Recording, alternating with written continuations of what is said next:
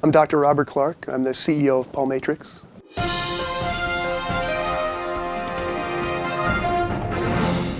I have a background in biomedical engineering and a PhD in pulmonary physiology.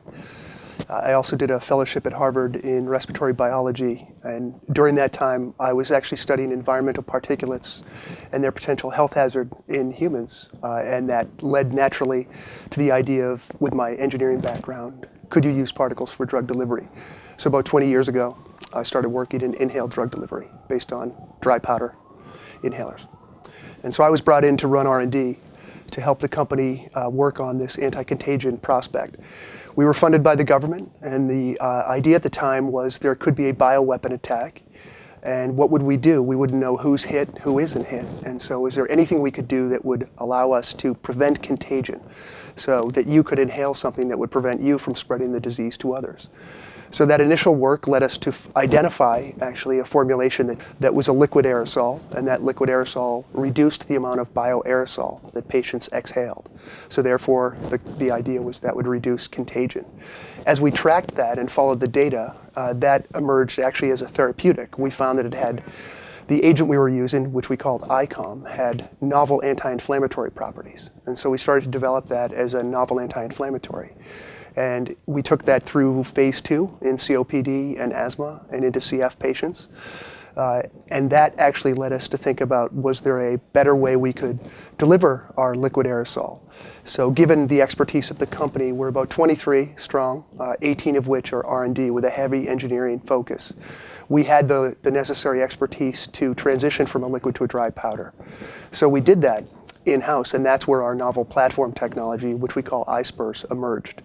And this novel technology allows us to deliver drugs more efficiently than traditional technologies. So we think of Pulmatrix as a specialty pharmaceutical company focused on respiratory disease, all built around a platform technology. We're publicly traded on the NASDAQ under the symbol PULM. We became a public company in June of 2015, and we're building the value proposition in the public market all around our pipeline. So our pipeline, again, is led by a clinical candidate for COPD, and then we have an earlier stage pipeline around lung infection and idiopathic pulmonary fibrosis. The lead program that we have, or the most advanced, is a COPD asset. So chronic obstructive pulmonary disease is a disease that affects tens of millions of patients worldwide. The global market size for that disease projects to be over $25 billion in the very near future. So we have a once daily bronchodilator that is based on a currently marketed product that is a $5 billion global product today. So it's a significant product. What we believe is we can make a better version with our iSPERS technology. And there also exists a regulatory path in Europe that allows us to consider developing the product by what's called pharmacokinetic bioequivalence.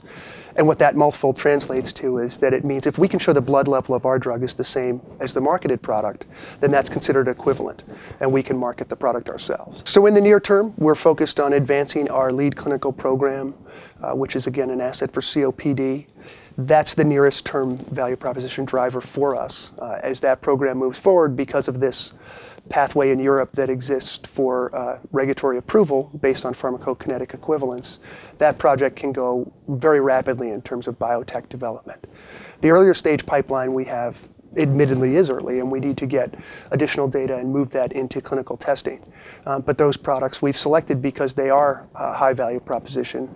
The other point about that is our lead candidates for our preclinical stage pipeline are focused on 505(b)(2) development. What that means is it's an expedited path with the FDA that allows you to leverage existing safety data on drugs that are already approved, because we're repurposing approved drugs that are currently given orally for inhalation. Everything we're developing we believe is highly partnerable, and so the future direction for the company is to consider partnerships at the appropriate time, or to keep going on our own and access the public markets to keep developing the product. Obviously, the further we go in development, the greater the value proposition for both patients and investors.